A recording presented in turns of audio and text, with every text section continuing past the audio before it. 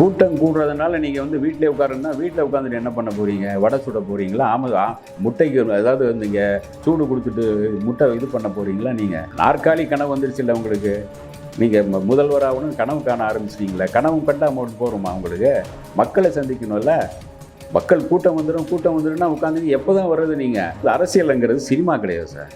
போய் நடித்து கொடுத்துட்டு வந்து நீங்கள் காரமணில் உட்காரது கிடையாது. இது தெரு தெருவாக போகணும், வீடு வீடாக போகணும்.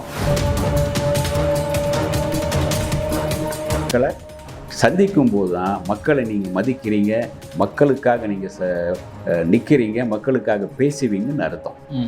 அதை விட்டு நீங்கள் ஒரு 250 பேருக்கு மட்டும் ஒரு அரிசி பருப்பு கொடுத்தீங்கன்னா தமிழ்நாட்டுக்கு விடிவு காலம் வந்துடுமா? அந்த இடம் கொடுத்தவங்களை நீங்கள் பார்க்க வேண்டாமா? அங்கே தானே மாநாடு நடத்துனீங்க. அந்த விழுப்புரத்தில் என்ன பண்ண போகிறீங்க? போகலாமே, நீங்கள் போயிருக்கலாமே. அதான் பனையூருக்கு வர வச்சு பார்க்குறாங்களாமே சார். பனையூருக்கு வந்து பஸ்ஸில் வர வச்சு பார்க்குறதுனால என்ன புண்ணியம் சார்? நீங்கள் நேரடியாக போனால் தான் அவள் எந்த அளவு பாதிப்புங்கிறது தெரியும். அந்த மக்களுடைய வலி வருத்தம் எல்லாம் தெரியும். நீங்கள் மேக்கப் போட்டு உட்காந்துட்டீங்கன்னா மேக்கப் போட்ட ஆட்கள் தான் வர வைப்பீங்கன்னு நினைக்கிறேன். மேக்கப் போட்டு சில பேர் இவங்க மட்டும் போகிறோம்னா எப்படி? நீங்கள் மக்கள் வந்து என்ன கேட்குறாங்கன்னா, ஓட்டு கேட்குறதுக்காக வருவீங்களா இல்லை நாங்கள் வந்து உங்ககிட்ட பேசிட்டு போயிடணுமா ஓட்டுக்காக அப்படின்னு சொல்லி கேட்குறாங்க. ஆமாம், அப்படி தானே. ஓட்டு கேட்கலாம் ஒரு வாரான்னு தெரியல எனக்கு. ஏன்னா நீங்கள் அரசியலில் வந்துட்டிங்கன்னா இரவு பார்க்காம நீங்கள் பிரச்சாரம் பண்ணணும் சார். சார் பலர் என்ன சொல்கிறாங்கன்னா, விஜய் அவர்கள் சினிமா மாதிரி அரசியல் நினச்சிக்கிறாரு, சினிமா பாணி அரசியல் பண்ணுறாரு, சினிமா மாதிரி தான் பண்ணி சினிமாக்காரங்க ப்ரூவ் பண்ணிட்டாரு அப்படிங்கிற மாதிரிலாம் சொல்கிறாங்க. சினிமா மாதிரி தானே பண்ணியிருக்காரு. அந்த பேசினது கூட டைலாக் கூட அப்படியே மனப்பாடம் பண்ணி வச்சு வந்து பேசிட்டு போனார். அந்த பக்கம் வந்து இந்த பக்கம் வந்து அப்படியே ஒரு டைலாக் மாதிரி ரெக்கார்டிங் பண்ண மாதிரி பேசிட்டு போனார். மக்களும் இல்லை கேட்பாங்க, நாங்கள் எதுக்கு தேட்டருக்கு வரணும், நாங்கள் ஓடிடியில் பார்த்துட்டு நம்ம ஓடிடி பார்த்துட்டோம். அதே மாதிரி தான் உங்களுக்கு ஓடிடி அரசியல்வாதியாக இருங்க. நீங்கள் இதில் உட்காந்து நான் இப்படி வருவேன், இந்த மாதிரி பண்ணுவேன், வீடியோ காலில் பேசிட்டு அவங்களும் வீடியோ காலில் பார்த்துட்டு ஓகே வாப்பா அப்படின்னு அவங்கள பார்த்துட்டு போயிடுவாங்க. ஆனால் ஓட்டு வீடியோ காலில் போட முடியாது, பார்த்துட்டு போயிடுவாங்க.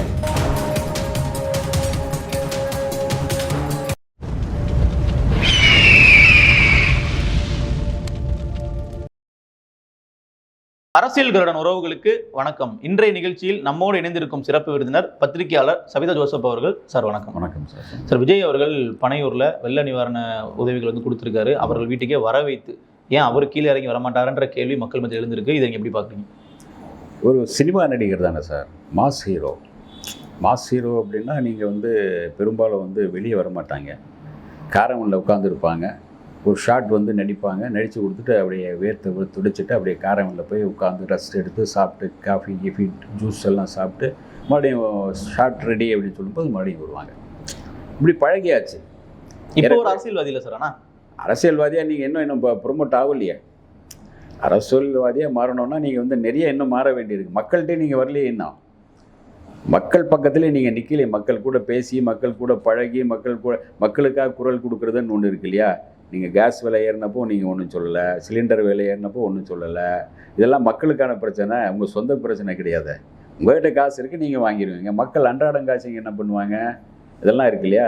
வெள்ளம், அதாவது ஒவ்வொரு விஷயமும் வெள்ளம் இப்போ வந்திருக்கு. மிகப்பெரிய அளவில் வெள்ள சேதம். அதாவது ஒரு என்னென்னா, சென்னையில் ஒரு 250 பேர் வீட்டில் கூப்பிட்டு கொடுத்துருக்காரு, பஸ்ஸில் வர வச்சு. ஆமாம், நீங்கள் முடிஞ்சால் அங்கே போயிருக்கலாம். உங்களை கூட்டம் சேர தான் செய்யும் சார். நீங்கள் இல்லை, ஒரு சாதாரண குள்ளமணின்னு ஒரு நடிகர் வந்து கிராம பக்கம் போனாலும் கூட்டம் சேரும். ஒரு மாஸ் என்னென்னா நடிகர் அப்படிங்கிற ஒரு மாஸ் அது உண்டு. கூட்டம் சேர்ந்தால் தானே உங்களுக்கு. கூட்டம் சேரலைன்னா தான் உங்களுக்கு மேலே வந்து கிரேஸ் இல்லைன்னு அர்த்தம். கூட்டம் சேரும். அதை தாண்டி நீங்கள் மக்கள்கிட்ட போய் பேசணும்.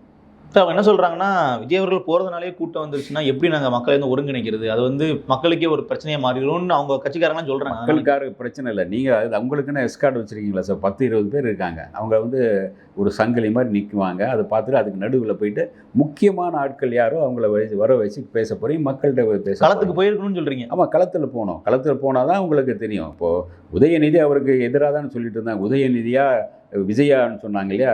2 பேரும் நடிகர்கள் தான். அப்படியே அண்ணாமலைன்னு சொல்லிட்டு போயிட்டார். இவர் வந்து ஒரு நாள் நான் ஒரு சில படங்கள் பண்ணார். அவருக்கு ப்ரொடக்ஷன் கம்பெனி வச்சுருந்ததுனால, அவருடைய டிஸ்ட்ரிபியூஷன் கம்பெனி வச்சதுனால அவர் நடித்தார். அதுக்கு பிறகு அவர் வந்து அரசியலுக்கு அவருடைய குலத்தொழிலில் தானே இப்போ ஏறக்கூடிய அவங்க தாத்தா அப்பா எல்லாம் அந்த அரசியலில் தான் இருக்காங்க. அவர் அரசியலுக்கு போனார். அவருக்கான ஒரு கட்சியில் போய் நின்று மக்கள்கிட்ட போன முறையே உங்களுக்கு வந்து அவருடைய அவர் ஜெயிச்சு வந்த பிறகு அவருடைய தொகுதியில் போயிட்டு அவர் இந்த சேத்துல எல்லாம் நடந்து போயெல்லாம் இது பண்ணியிருக்காரு இங்கே ட்ரிப்ளிகேணியில். அதெல்லாம் மக்கள் பார்த்துருக்காங்க. அது இப்போ வந்து இதே மாதிரி பார்த்தீங்கன்னா அவர் களத்தில் நிற்கிறாரு. சார் ஆனால் இவங்க என்ன சொல்கிறாங்கன்னா, உதயநிதி அவர்கள் வந்து போனாருன்னா அவரை பார்க்க கூட்டம்லாம் கூடாது, ஆனால் விஜய் அப்படியா கூட்டம் கூடலாம் சொல்கிறாங்க. அதுக்கு என்ன பதில் சொல்ல போகிறீங்க? கூட்டம் கூடுறதுனால நீங்கள் வந்து வீட்டிலே உட்காருன்னா வீட்டில் உட்காந்துட்டு என்ன பண்ண போகிறீங்க? வடை சுட போகிறீங்களா? முட்டைக்கு அதாவது நீங்கள் முட்டைக்கு இது சூடு கொடுத்துட்டு முட்டை இது பண்ண போகிறீங்களா? நீங்கள் அரசியலுக்கு வரணும்னு ஆச்சு. நாற்காலி கனவு வந்துருச்சு இல்லை உங்களுக்கு? நீங்கள் முதல்வர் ஆகணும்னு கனவு காண ஆரம்பிச்சிட்டிங்களே. கனவு கண்டா போகிறோமா உங்களுக்கு? மக்களை சந்திக்கணும்ல. மக்கள் கூட்டம் வந்துடும்னா உட்காந்துங்க. எப்போ தான் வர்றது நீங்கள்? சரி சார், ஒரு தேர்தலில் ஒரு பிரச்சாரத்துக்கு போனால் கூட்டம் வந்துடும், என்ன பண்ணுவீங்க? வேண்டாம், நான் வீட்டிலே உட்காந்து பிரச்சாரம் வீடியோ கால் மூலமாக பேசினேன். இப்போ நம்ம இவர் தானே பண்ணிகிட்ருக்காரு. நம்ம இவர் மோடிஜி என்ன பண்ணுறாரு, அவர் வந்து கூட்டம் சேர்ந்துருவோங்கிறனால அவங்களுக்கு வந்து பெரும்பாலும் அவங்க ட்ரெய்லர் விடுறாங்க. அது வேறு. அவர் வந்து ஒரு இந்தியாவினுடைய மிக பிரதமர். அவர் வந்து அவரும் கொஞ்சம் கூட்டம் சேர்ந்துன்னு பார்த்து பண்ணுறாங்க. அதுக்கான ஆட்கள் வைக்கிறாங்க, போலீஸ் பாதுகாப்பு. இவங்க போலீஸ் பாதுகாப்பு கேட்கலாமே. நீங்கள் வர்றாங்கன்னா நீங்கள் போலீஸ் பாதுகாப்பு உங்கள் தொண்டர்களுடைய பலம். இப்போ எம்ஜிஆர் வந்து நீங்கள் என்ன சொல்கிறீங்கன்னா அவர் என்ன சொல்லுவார்னா, மக்கள் தான் எனக்கு பாதுகாப்பு அப்படிம்பாரு. மக்கள் தான் எனக்கு பாதுகாப்பு. மக்கள் யாருமே அவர் இது பண்ண மாட்டாங்க. நல்லவர் நம்ம எம்ஜிஆர் அப்படி தள்ளு வழி விட்டுருவாங்க. மக்களே பாதுகாப்பு கொடுப்பாங்க. மக்களுக்கு தான் பாதுகாப்பு. நம்ம தலைவர் யாருன்னு ஒரு பாதுகாப்பு கொடுப்பாங்களா மக்கள்? அதனால வந்து உங்களுக்கு நீங்கள் வந்து மக்களுடைய பாதுகாப்பு தான். நீங்கள் போகும்போது மக்கள் தான் வர்றாங்க. எம்ஜிஆர் அன்னைக்கு வந்து பார்த்தீங்கன்னா ஒரு குடிசை இருந்தாலும் சரி, இது இருந்தாலும் சரி, உடனே போய் நிவாரணம் கொடுப்பாரு. இந்த வெள்ளத்தில் நடந்தெல்லாம் போயிருக்காரு சில இடங்கள்ல. அவரும் சினிமா உச்சத்தில் தான் இருந்தார். அவர் வந்து அவருடைய ஆட்சி சமயத்தில் ஒரு முறை வந்து உங்களுக்கு வெள்ள சேதமெல்லாம் வந்துருச்சு, அந்த பக்கம் போக முடியாது, நடந்து போக முடியாது சார் அப்படின்றாங்க. சரி போகலாம் விடுங்க அப்படின்னு வேட்டியை தூக்கி கட்டிட்டு போகிறாரு. இதே மாதிரி காமராஜர் வந்து சார் இந்த பக்கம் போக முடியாது, நாங்கள் பார்த்துக்குறோம்னா நான் என்ன வீட்டில் உட்காந்துட்டு அரசியல் பண்ணுறதுக்காக வந்திருக்கேன் அப்படின்னாரு. வீட்டில் உட்காந்துட்டு நான் வந்து ஏசியில் உட்காந்துட்டு இது பார்த்துக்கோன்னு சொல்கிறதுக்காக நான் வந்தேன், நான் மக்களோடு இருக்கிறேன்யா அப்படின்றார் காமராஜர். சொல்லிவிட்டு வேட்டியை மடித்து கட்டி நடந்து போகிறார் வெள்ளத்தில். அவர் அங்கே போனால் அந்த குடிசையை பாரு, இதை பாரு அப்படின்றாரு. அதாவது நீங்கள் இவர் போனார் தான் அதிகாரிகள் வேலை பார்ப்பாங்க, அவருக்கு தெரியும். இவர் போகலன்னா அதிகாரிகள் என்ன பண்ண வேலை பார்க்க போகிறாங்க? அவர் இன்னொரு அசிஸ்டண்ட், அவன் அந்த அசிஸ்டண்ட்னு சொல்லி கடைசியில் என்ன ஆகும் உங்களுக்கு? நடக்காது எந்த வேலையும். அதனால தான் வந்து காமராஜரும் சரி, எம்ஜிஆரும் சரி, கருணாநிதியும் சரி, இப்போ ஸ்டாலின் பாருங்கள், அவருக்கு வெள்ளத்தில் இருக்கார். அவர் வெள்ளத்தில் போய் பார்க்குறாரு, உங்களுக்கு விழுப்புரம் போய் பார்க்குறாரு. அவர் அத்தனைக்கு அவர் உடல்நிலை சரியில்லை. அதனால தான் அவருடைய மகனை இது பண்ணியிருக்கார். அவர் துணை முதல்வர். அவர் வந்து எல்லா இடத்துக்கும் போயிட்டுருக்கார்.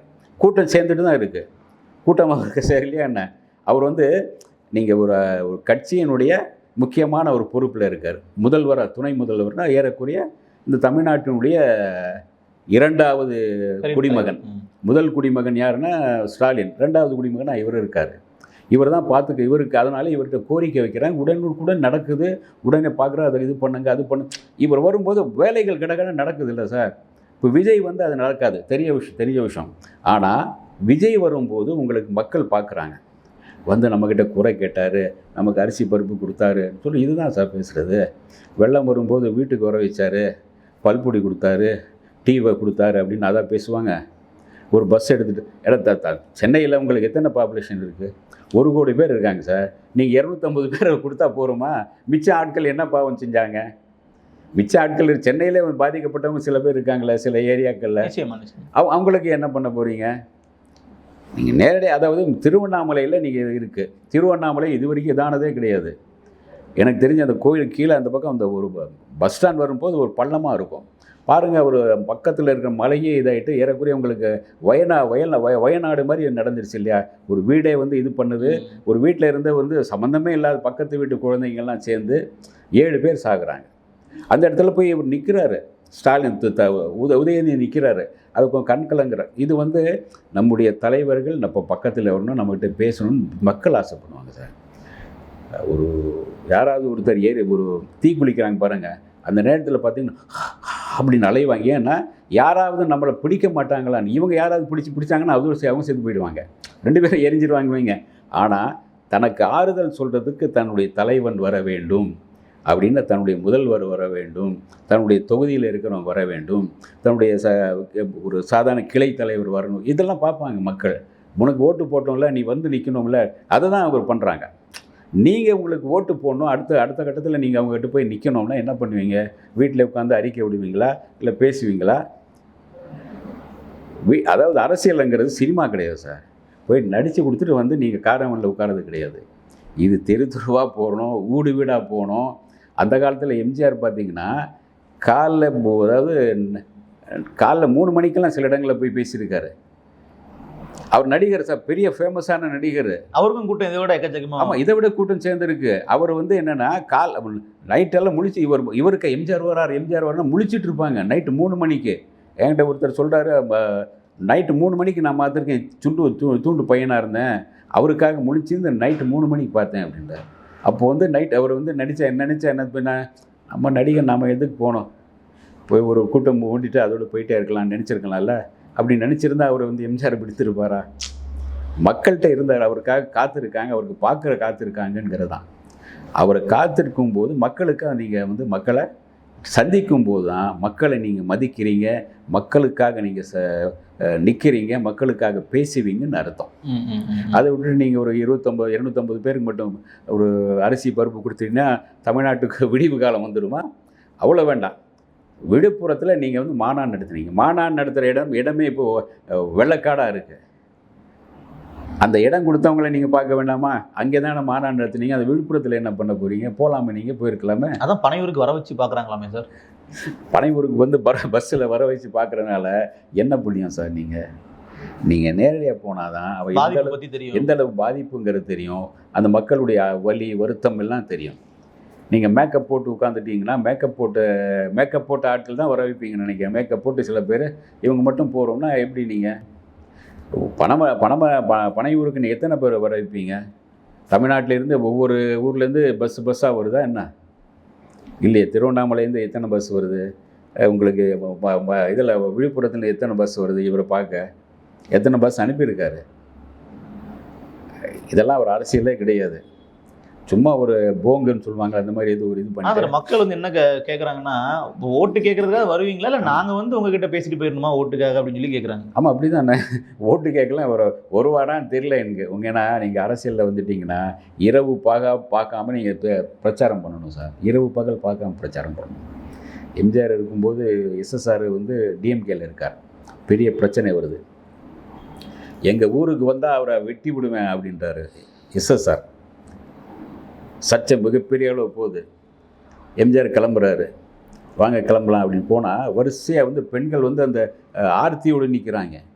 போயிட்டு வேன்லேருந்து ஒரு ஜம்ப் அடித்து ஏறி மேலே ஏறுறாரு. ஒரு இவ்வளோ பெரிய ஜம்ப் அடித்து மேலே நிற்கிறாரு. யாரோ சொன்னாங்க இங்கே வந்தால் என்னை வெட்டுவேன் குத்துவேன், யார் அது காணுமே அப்படின்றது. இதுதான் சார் அரசியலில். நேரில் இடத்துக்கே போகணும். ஆமாம், இடத்துக்கு போகணும். நீங்கள் என்ன ஆகும், மக்கள்கிட்ட ஒரு பயந்துட்டார் அப்படின்னு தான் சொல்லுவாங்க. நீங்கள் போகலைன்னா பயந்துட்டாருன்னா அதோட ஒரு அரசியல் ஃபியூச்சரே போயிடும். இதுதான் அரசியல். ஏன்னா நீங்கள் அன்றைக்கி அவருக்கு இல்லாத பாப்புலேஷனாக, அதாவது ஒரு விமான நிலையத்துக்கு போயிட்டுருக்காரு அவசரமாக, சார் எங்கள் வயக்காலில் வந்து நீங்கள் ஒரு கால் வைக்கணும். வயல்வெளியில். ஏம்மா நான் விமானத்துக்கு போய் இல்லை வா ராசா நீங்கள் வாங்க அப்படின்னா விமான நிலையம், அதாவது அது வயல்வெளியில் போய் கால் வச்சுட்டு மண்ணை தொட்டு வந்து அவ்வளோதான். இதுக்கு அவங்களுக்கு வாசை. இப்படி வழி நெடுக்க அவருக்காக காத்துட்ருப்பாங்க. அவர் ஃபேமஸான மக்கள், அந்த மனிதர் தான். அந்த இவர் அதே மாதிரி நினச்சி காரவனில் உட்காந்துட்டு அப்படியே போயிருந்தால் என்ன ஆகும் உங்களுக்கு? எம்ஜிஆருங்கிற நம்ம பேசியிருக்க மாட்டோம்ல. மக்களுக்கும் அவருக்கு தொடர்பே இல்லாமல் போயிடும். மக்களோடு தொடர்பு இருக்கணும். அவர் வந்து தன்னை எம்ஜிஆர்னு சொல்கிறத தான் விரும்புவார், முதல்வர்னு சொல்கிறத விரும்ப மாட்டார். எம்ஜிஆருங்கிறது தான் என்னுடைய சொத்து, முதல்வருங்கிறது எப்போ வரும் போகும் அப்படின்பார். அந்த ஞானம், அதாவது அந்த தெளிவு இருந்தது அவர்கிட்ட. உங்கள்கிட்ட வந்து நீங்கள் ஒரு முதல்வராகவும் கனவில் இருக்கீங்க. அம்மா கிட்டே பேசுனீங்க, அணில் மாதிரி நாங்கள் உங்கள் கட்சிக்காக உழைச்சோம், நீங்கள் வெற்றி பெற்றீங்கன்னு சொல்லிட்டு அந்த அம்மாக்கிட்ட வாங்கி கட்டிட்டு இதில் போயிட்டு இப்படி கை கட்டிலாம் நின்றுருந்தீங்க, கொடநாடில் போய் நின்றுருந்தீங்க, அப்படியெல்லாம் பாடுபட்டீங்க. இப்போது வந்து நீங்கள் வந்தால் ஒன்று ஒரு அரசியல் பண்ணுறீங்கன்னா தெளிவாக அரசியல் முழுக்க பண்ணணும் சார். மக்களுக்காக நீங்கள் இறங்கி வரணும். ஒரு அரசியல், நீங்கள் வந்து நடிகர்கள் இல்லை, இப்போது தலைவர் ஆகிட்டீங்களே, மக்களோடு வாங்க. மக்களோடு கலந்து தான் எந்த போராட்டமும் சரி, மக்களோடு கலந்து செய்யும்போது அது வெற்றி பெறும். நீங்கள் தனியாக பண்ணிங்கன்னா அது தனியாக ஆவர்த்தனமாக காணாமல் போயிடும். அதே மாதிரி பலர் என்ன சொல்றாங்கன்னா, இப்போ விஜய் அவர்கள் இவர் இப்போ வெள்ள சேதங்கட இடங்களை போய் இவர் போய் செலவு பண்ண தேவையில்லை. இவர் என்ன, நீங்கள் சொந்த செலவு பண்ண தேவையில்லை. இப்போ தான் அரசியல் பண்ணுறதுக்கான நேரம் இது. அரசியல் பண்ணுறதுக்கான நேரம் இதுதான் சரியான நேரம். ஆளுங்கட்சி இது பண்ணலன்னு கூட குற்றச்சாட்டு கூட வைக்கலாம். போய் நீங்கள் பார்க்கலாம், இந்த மக்களுக்கெல்லாம் இது பண்ணோம், ஏன் ஆளுங்கட்சி பண்ணல, இது பண்ணோம் அது பண்ணும் சொல்லணும். அப்போ தான் சொல்லும்போது தான் மக்கள் உங்களை கவனிப்பாங்க, எங்களுக்காக குரல் கொடுக்குறான்னு நினைப்பாங்க. நீங்கள் அரசியல் பண்ண வேண்டிய நேரத்திலே அந்த வீட்டில் ஏசியில் உட்காந்துட்டு முட்டையை அடக்காத்தா என்ன வருது? சார் பலர் என்ன சொல்றாங்கன்னா, விஜய் அவர்கள் சினிமா மாதிரி அரசியல் நினைச்சுக்கிறாரு, சினிமா பாணி அரசியல் பண்றாரு, சினிமா மாதிரி தான் பண்ணி சினிமாக்காரங்க ப்ரூவ் பண்ணிட்டாரு அப்படிங்கிற மாதிரிலாம் சொல்றாங்க. சினிமா மாதிரி தானே பண்ணியிருக்காரு. அந்த பேசினது கூட டைலாக் கூட அப்படியே மனப்பாடம் பண்ணி வச்சு பேசிட்டு போனார். அந்த பக்கம் வந்து இந்த பக்கம் வந்து அப்படியே ஒரு டைலாக் மாதிரி ரெக்கார்டிங் பண்ண மாதிரி பேசிட்டு போனார்.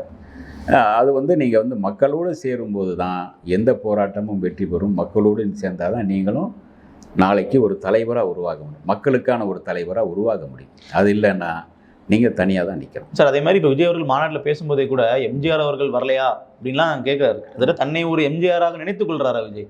இல்லை, எம்ஜிஆர் மாதிரி நம்மளும் ஆட்சிக்கு வந்தெல்லாம் நினைக்கிறாரான்னு கேட்குறேன். அந்த மாதிரி நிறைய பேர் அப்படி நினச்சி இது வரைக்கும் ஒரு 15 பேர் வந்தாங்க சார், 15-20 பேர் வந்தாங்க. அத்தனை வந்த ஆட்களுமே யாருமே சைன் ஆகலை. ஏன் சார் அப்படி ஆகும்ல? சிவாஜி ஆக முடியல சார். சிவாஜி எம்ஜிஆருக்கும் சிவாஜிக்கும் இணையாக தான் பேசப்பட்டது. சிவாஜியை ஜெயிக்கல. ஏன் அப்படி ஆக முடியலன்னு சொல்றீங்க? நீங்கள் மக்களோடு அவர் சேர்ந்து இருக்கவே இல்லை. அவர் மக்களோடு பழகிறதே கிடையாது. நீங்கள் ஏதாச்சும் ஒரு பிரச்சனை நடந்தால் அந்த மக்களுக்காக போய் நீங்கள் குரல் கொடுப்பார். எம்ஜிஆர் போயிடுவார். அதுவும் அன்பேவா படத்துக்கு போகிறாங்க, ஷூட்டிங் போகிறாங்க சார். அந்த இடத்துல இராணுவ வீரர்களுக்காக போயிட்டு அவர் நேரடியாக பார்க்குறாரு. எம்ஜிஆர் நேரடியாக போயிட்டு அந்த அடிப்பட்ட இராணுவ வீரர்களுக்கு அந்த ஹார்லிக்ஸ் அது எல்லாம் வாங்கி, ஆப்பிள் ஆரஞ்சு எல்லாம் வாங்கி கொடுத்து அவங்கள ஆறுதல் சொல்கிறார். அதோடு அன்றைக்கி அந்த இராணுவ வீரர்களுக்காக ஒரு நிதி திரட்டுறோன்னு சொல்லும்போது என்ன சொல்கிறார் தெரியுமா? நீங்கள் எவ்வளோ நிதி திரட்டிருக்கீங்க, அதுக்கு மேலே 10,000 ரூபாய் எக்ஸ்ட்ரா தந்துடுறேன் அப்படின்றார். மறுநாள் பார்த்தீங்கன்னா சிம்லாவில் திருமண பக்கமெல்லாம் எம்ஜிஆர் வாழ்கன்னு சொல்லிட்டு இருக்காங்க. சிம்லா சம்மந்தமே இல்லாமல் சிம்லாவில் போய் நிற்க போகிறாரு. அவர் எங்கே போனாலும் தானே இதுக்கு போகிறாரு. இது மாதிரி தான் உங்களுக்கு மக்கள்கிட்ட போய் சேர்ந்துடுறாரு. அந்த ஊருன்னா அந்த ஊருக்கார மக்களோட நீங்கள் பழக ஆரம்பிக்கணும். இப்போ நீங்கள் விழுப்புரத்தில் மாநாடு நடத்துனீங்க. விழுப்புரம் தான் உங்களுக்கான ஒரு களமாக போயாச்சு. விழுப்புரத்துக்கு நீங்கள் போயிருக்கணும்.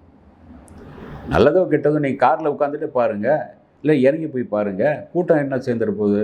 அவன் வருத்தத்தோடும் வலியோடும் அங்கங்கே வீடு வாசலில் எழுந்து நிற்கிறான். அங்கே போனவொன்னே எப்படி கூட்டம் சேர்ந்துடும் உங்களுக்கு? அதில் இன்னொரு விஷயமும் நம்ம பார்க்க வேண்டியது சார். இப்போ சினிமா பிரபலங்கள் யாருமே அதிகமாக அவங்களோட முகத்தை வெளியே கூட காட்டாமல் இருக்கிறது காரணம், அடிக்கடி நம்ம முகத்தை பார்த்தாங்கன்னா நம்மளோட ஃபேஸ் வேல்யூ குறைஞ்சிரும். அதே பண்ணி விஜய் அவர்கள் ஃபாலோ பண்ணுறாரா? இப்போ நம்ம மக்களவே பார்த்தோம்னா நம்ம பரிச்சயமான நபராயிரும், நமக்கு இருக்கிற அந்த ஃபேம் ஒரு பெரிய பிம்பம் உடஞ்சிடும்னு நினைக்கிறாரா? இல்லை, நீங்கள் நடிகராக இல்லையே, இப்போ நீங்கள் அரசியல்வாதி. அதான் அவர் அப்படி நினைக்கிறாரா? அரசியல்வாதிக்கு அது தேவையில்லையே, அந்த பிம்பம் தேவையில்லை. அரசியல்வாதிக்கு அந்த முகம் முகத்தை பதிய வைக்கணும். எல்லாரும் முகத்திலையும் இப்போ அவங்க எல்லோருக்கும் அந்த விஜய்னா இப்படி இருப்பார் அப்படிங்கிற முகத்தை பதிவு வைக்கிறது தான் அரசியல்வாதிக்கானது. அரசியல்வாதி அடிக்கடி மக்களை சந்திக்கணும், பேசணும், பிரச்சனைகள் பேசிகிட்டே இருக்கணும். ஏதாச்சும் அன்னைக்கு ஏதாச்சும் அந்த பார்த்திங்கன்னா அன்றைக்கெல்லாம் இருந்த அந்த தலைவர்கள் என்ன பண்ணுவாங்கன்னா டெய்லி ஏதாச்சும் ஒரு அறிக்கை விடுவாங்க. டெய்லி ஏதாச்சும் ஒன்று அவங்கள பற்றி ஏதோ பரபரப்பாக பேசிடுவோம். நான் இருக்கேன் ஐயா, உள்ளேனையாங்குவாங்களா, அதுதான் அட்டெண்டன்ஸ் பண்ணுறது. நீங்கள் பத்திரிகையில் நியூஸ் வந்துச்சுன்னா ஏதாச்சும் ஒரு பரபரப்பாக நியூஸ் கொடுத்துருவாங்க. ஏன் வாழப்பாடியார்னு ஒருத்தர் இருந்தார் இல்லையா காங்கிரஸில், அவரே நான் கேள்விப்பட்டதான், இந்த மாதிரி ஒரு மேட்டர் பேச போகிறேன், ஒரு பரபரப்பாக கிரியேட் பண்ணுங்கப்பான்னு சில பத்திரிகையாளர்களை சந்தித்து சொல்லிட்டு போவார். அவங்களுக்கு கொஞ்சம் கவனிச்செல்லாம் போவாருன்னு சொல்லுவாங்க. அது பார்த்தீங்கன்னா ஒரு 3 மாதம் வரைக்கும் எடுக்கும் அந்த மேட்ரு. ஒரு சர்ச்சைக்குரிய விஷயத்த சொன்னால் அந்த சர்ச்சைக்குரிய அப்படி பேசி ஒரு 3 மாதம் வரைக்கும் அவரை பற்றி பேசிகிட்டு இருப்பாங்க. அது முடிஞ்சவொடனே அது பிறகு வேறு ஒரு சர்ச்சை கிளம்பிடுவீங்க. அப்போது நீங்கள் இதில் இருந்துகிட்டே இருக்கணும், மக்கள் மத்தியில் பேசி பொருளாக இருக்கணும், ஏதாச்சும் பேசிகிட்டே இருக்கணும், ஏதாச்சும் செஞ்சுக்கிட்டே இருக்கணும். அதை விட்டுட்டு வீட்டில் உட்காந்து நீங்கள் நிதி தர்றேன், உதவி பண்ணுறேன், வீட்டில் உட்காந்து இது பண்ணால் ஓடிடிக்கு தான் நீங்கள் போகணும். ஏற்கனவே ஓடிடிக்கு வந்தாச்சுங்க, ஓடிடி அரசியல்வாதி ஆயிடுவீங்க நீங்கள். மக்களும் கேள்வி கேட்பாங்க, நாங்கள் எதுக்கு தேட்டருக்கு வரணும், நாங்கள் ஓடிடியில் பார்த்துட்டு போகிறோம். நம்ம ஓடிடி பார்த்துருவோம். அதே மாதிரி தான் உங்களுக்கு ஓடிடி அரசியல்வாதி ஆயிடுவீங்க. நீங்கள் இதில் உட்காந்து நான் இப்படி வருவேன், இந்த மாதிரி பண்ணுவேன், வீடியோ காலில் பேசிட்டு அவங்களும் வீடியோ காலில் பார்த்துட்டு ஓகே வாப்பா அப்படின்னு அவங்கள பார்த்துட்டு போயிடுவாங்க. ஆனால் ஓட்டு வீடியோ காலில் போட முடியாது, பார்த்துட்டு போயிடுவாங்க. நீங்கள் ஒரு நடிகராக இருக்கும்போது உங்களுக்கு வேடிக்கை பார்க்குறது தான் கூட்டம் சேரும். நீங்கள் தலைவராக மாறும்போது உங்களுக்கு நமக்காக இவர் குரல் கொடுக்க போகிறாரு அப்படின்னு நிற்பாங்க. நீங்கள் இன்னும் நடிகனாக இருக்க வேண்டாம். நீங்கள் அரசியல்வாதி டிக்ளேர் பண்ணிட்டீங்க, அரசியல்வாதியாக வாங்க, களத்துக்கு வாங்க. சார், இப்போ நீங்க கடந்த முறை பேட்டியில கூட சொல்லியிருந்தீங்க, பனையூர்ல இதே மாதிரி கட்சி நிர்வாகிகள் கூட விஜய் அவர்கள் கலந்தாலோசிக்கும் போது அவங்ககிட்ட மன்னிப்பு தான் கேட்டாரு. என்ன விஷயம்னா, அந்த நிர்வாகிகள் வந்து கோவத்துல இருந்தாங்க. ஏன்னா மாநாட்டில் வந்து நம்மள அங்கீகரிக்கல. ஆமாம், மாநாட்டில் இப்போ அந்த விஷயம் நமக்கு இங்கேயும் நடக்குமா சார்? ஏன்னா தலைவர் அவர்கள் களத்துக்கு வரல அப்படிங்கும்போது தொண்டர்கள் தான் மக்களை சந்திக்க வேண்டிய இடத்துல இருப்பாங்க. இப்போ விஜயினுடைய ரசிகர்கள் தொண்டர்களை மாறின சமயத்துல அவர்கள் மக்களுக்கு போகும்போது உங்க தலைவர் தான் வரவே மாட்டேன்னு ஒரு விமர்சனம் எதிர்கொள்வாங்க அவங்க. அப்ப இதை அவங்க எப்படி பார்ப்பாங்க? அதாவது நீங்கள் ஒரு விழுப்புரமோ திருவண்ணாமலை போகும்போது இவருடைய ரசிகர்கள் மன்றங்கள் இருக்கு. ஆமா, அந்த இடத்துல இவர் போய் பண்ணிவிட்டு என்னுடைய ரசிகர்களும் வந்து ஒர்க் பண்ணுவாங்க, எல்லோரும் ஒர்க் பண்ணுங்க, ஏதோ செயல்படுங்க அப்படின்னு சொல்லணும். நீங்கள் அறிக்கை கொடுக்குறது வேறு. அங்கே போகும்போது தலைவரை வந்துட்டாரியா அப்படின்னு எல்லோரும் வருவாங்க. அவங்களுக்குள்ள ஒரு புத்துணர்ச்சி வரும். ஒரு புத்துணர்ச்சி வரும், நாமளும் பண்ணணும் அப்படின்னு. நீங்கள் அவர் வரல, அதே மாதிரி அவங்களும் அதே மாதிரி அங்கே வந்து ஏதாச்சும் ஒரு டெலிஃபோன் ஆஃபீஸில் உட்காந்துட்டு, கடையில் உட்காந்து டெலிஃபோனில் இல்லாட்டி ஒரு வாட்ஸ்அப்பில் வந்து ஒரு தகவல் அனுப்பிட்டா என்ன பண்ண முடியும்?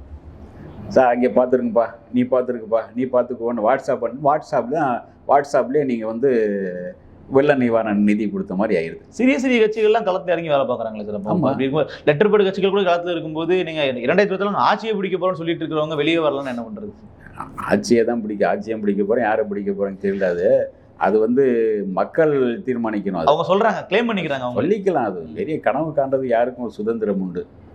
நானும் கூட ஜனாதிபதி நான் தான் கனவு காணிக்கிட்டு இருக்கலாம். அது மக்கள் கனவு காண்றதுக்கு யாருக்கும் சுதந்திரம். அது வந்து நீங்கள் மக்கள்கிட்ட என்ன பண்ணீங்க சொல்லுங்கள். புதுசாக ஒருத்தர் வர்றாரு, நல்லவர்னு சொல்லிக்கலாம். நல்லவர்னு எத்தனை பேர் எடுத்துக்குவாங்க?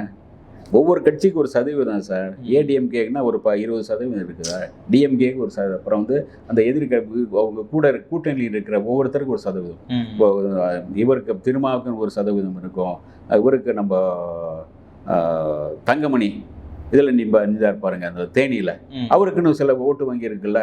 தங்கமணி அந்த எல்லோரும் ஜெயிச்சுட்டு 6 தொகுதிகளில் ஜெயிச்சுட்டு வந்திருக்காரு, அவருக்குன்னு ஒரு ஓட்டு சதவீதம் ஒவ்வொருத்தருக்கும் ஒரு இருக்கு. நீங்கள் அது வந்து உங்களுக்கு என்ன சதவீதம் இருக்கு, அதை வச்சு தான் நீங்கள் அதாவது குறைந்தபட்சம் 35% இருந்தால் தான் நீங்கள் முதல்வர் ஆக முடியும். உங்ககிட்ட எத்தனை சதவீதம்? இனிமேல் தான் உங்க ப்ரூவ் பண்ண போகிறாங்க எப்படின்னு பார்ப்போம் சார். அது இது இருக்கு, ரசிகர்கள் இருக்காங்க. எத்தனை இன்னும் மாறலாம் நமக்கு தெரியும். 50 லட்சம் ரசிகர் இருந்து 50 லட்சம் ரசிகர் ஓட்டு போட முடியுமா சார்? இந்த தெருவில் எத்தனை பேர் இருக்காங்க? 5 பேர் இருக்காங்க. மிச்சம் 50 பேர். அந்த 50 பேரில் 25 பேர் உங்களுக்கு சேர்ந்தாதான் நீங்கள் ஓட்டு வாங்க முடியும். 5 பேர் ஓட்டு போட்டு ஒன்றும் பண்ண முடியாது. இதுதான் உண்மையான ஒரு இது. இதை புரிஞ்சிக்கணும் அவங்க. அதை வந்து 2006 வரணும், களத்துக்கு வரலாம், சரி பண்ணிக்கணும்னு சொல்றீங்க. சரி பண்ணிக்கலாம். இன்னும் கொஞ்சம் தன்னை வரணும், தன்னை வளர்த்துக்காம வந்து கனவெல்லாம் காண வந்து இன்னும் மக்களிடம் சந்திக்கணும், மக்களுக்கான பிரச்சனைகளை பேசணும். அப்போதான் உங்களுக்கு மக்கள் மத்தியில் ஒரு செல்வாக்கு வளர இன்னும் கொஞ்சம் தான். நிச்சயமா சார். சினிமா பாணி விஜய் அவர்கள் அரசியல் பண்ணிட்டு இருக்காரு அப்படிங்கிற விஷயத்தையும் நம்ம சுட்டி காட்டியிருக்கோம். கூடவே வந்து அவர் எந்த தவறுகள் பண்றாங்கிறதையும் சுட்டி காட்டி திருத்திக் கொள்வதற்கான வாய்ப்பு நமக்கு வந்து தவறு சுட்டி காட்ட என்னன்னா, அவர் ஒரு நல்ல ஒரு மனிதர் தான் நினைக்கிறோம்ல. நீங்கள் களத்துக்கு வாங்க, களத்துக்கு வந்து ஜெயிங்க, வெற்றி பெறுங்க. அதை பற்றி ஒன்றுங்க, மக்களோட நில்லுங்கன்னு தான் நாம் சொல்கிறோம். நிச்சயமா. அப்போ தான் நீங்கள் வெற்றி பெற முடியும், மக்களுடைய அன்பை பெற முடியும். மக்களுடைய அன்பை பெற்றால் தான் ஓட்டுக்களாக உள்ளோம். ரசிகர்கள் மட்டும் ஓட்டு போட்டால் ஜெயிக்க முடியும். நிச்சயமா சார். உங்களுடைய கருத்துக்கள் வந்து தாவேகா தலைவர் ரீச் பண்ணி அவங்க மாற்றிக்குவாங்க நம்ம நம்புவோம். நேர்காணல் கொடுத்த மிக்க நன்றி.